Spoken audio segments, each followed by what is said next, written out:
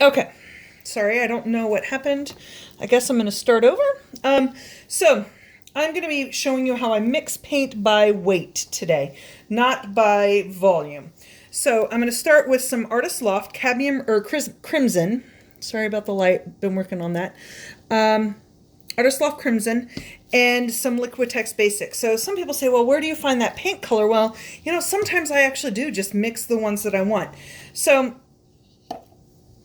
I already tiered the cup, which means I hit the 0 button on my scale. And I'm going to mix this until I get the color I want. So I'm trying to do kind of a nature pour where I'm doing the trees that I see, the leaves that I see in my neighborhood. And so I'm going to be mixing the two together until I get kind of a dull orangish color. And if I need to add a skosh of black in there, I will. I don't think I need to. I actually have a really cool brown that I mixed up that I think I am going to add instead. Now, you know what? I'd rather have some of the genuine color and then put some brown in the pour. So I think that's what I'll do. I'll just put a little skosh of brown in the pour. So again, I've just kind of doled up the orange by putting a little bit of the crimson. And again, I tiered the scale, which means I zeroed it off with the weight of the cup in it. And I've got a plastic bag, Ziploc bag, that is over my scale. So now that I've got the color that I want for my paint, I'm going to take out the stick.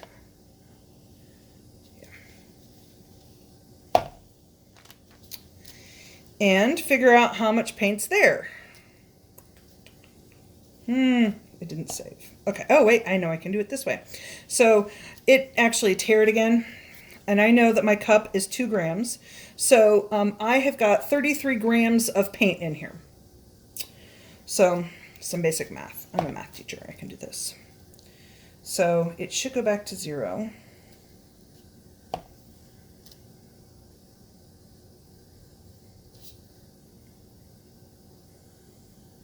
Since it's not going back to 0, we're going to say that there's 30 grams. So normally I'm a little bit more precise, but it is what it is. So I'm putting 30 grams of paint in, and I do, because this is a medium body paint, I do 2 parts of Floetrol to 1 part paint. So I also strain, and I strain multiple times. So I got a strainer from the Dollar Tree.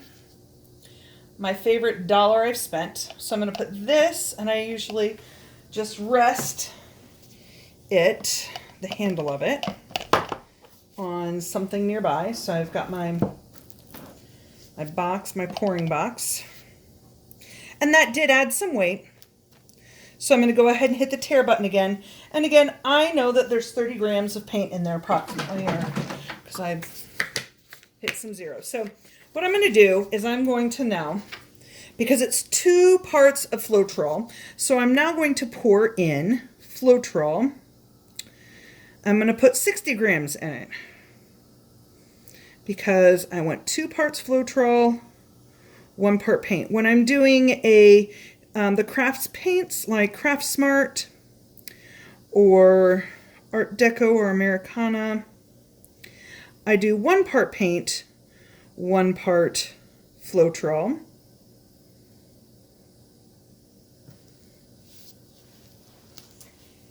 And if I'm doing a heavy body paint, then I do 2.5 parts Floetrol to 1 part paint. So now in my cup, and I've strained it as I've poured it in, there is 2 parts paint, 1 part Floetrol by mass, not by volume. So I'm having tons of success with this. And then I'm going to go ahead and stir this in until, and I'm actually done with my scale now. So I will do the paint mixings as I need to. And I hope you can see this. I bet you can. Okay. So, and then I stir till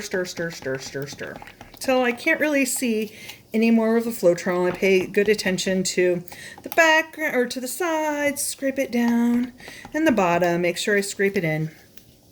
And then I look for the consistency. And I know there's some people who put alcohol in their paints. I have not tried isopropyl alcohol yet. I've got some in the cabinet. Haven't used it yet. Haven't needed to.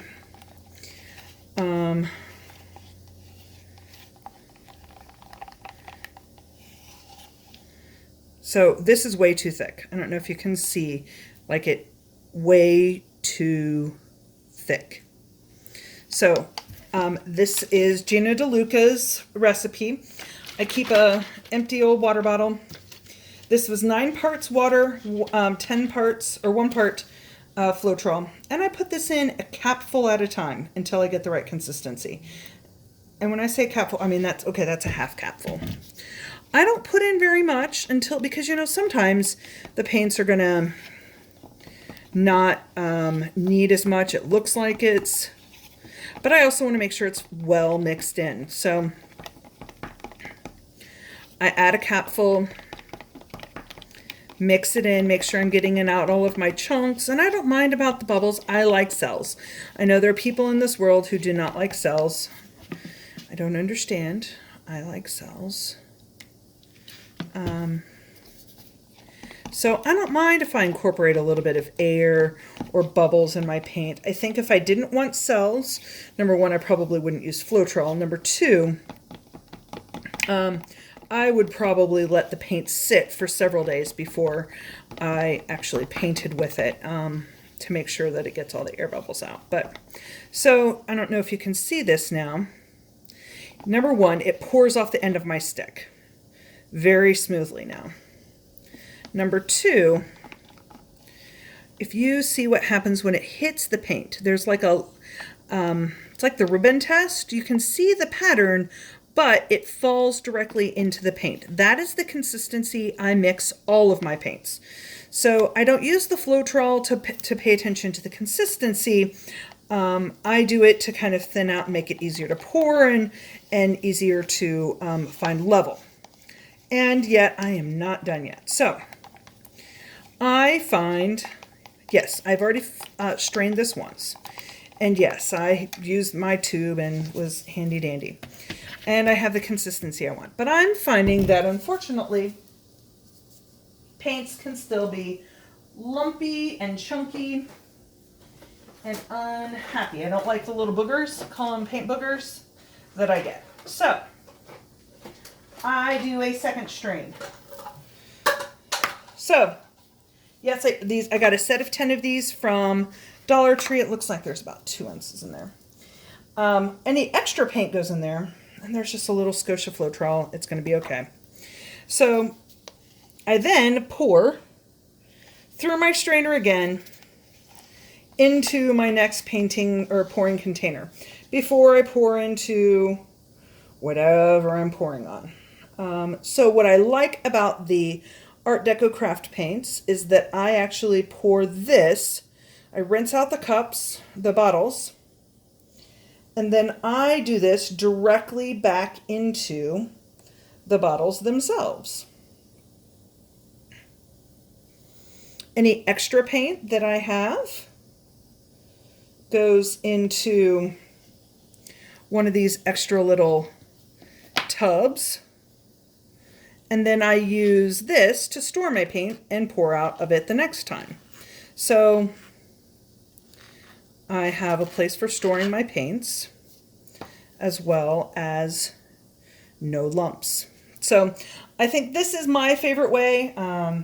I've had tons of success doing it this way, and I hope you've learned something. And again, I put it back into the other bottles. So the way I can tell the difference is I open it up finally, but this has been mixed with Floetrol already and is to the consistency I like. You can hear it kind of, and I've poured with it. So then I can pour directly out of this. So when I'm using these, and I love using these, and yes, I know it's Apple Barrel. Oh, I know. I just don't use Apple Barrel White. There is value, I think, in using some craft paints, and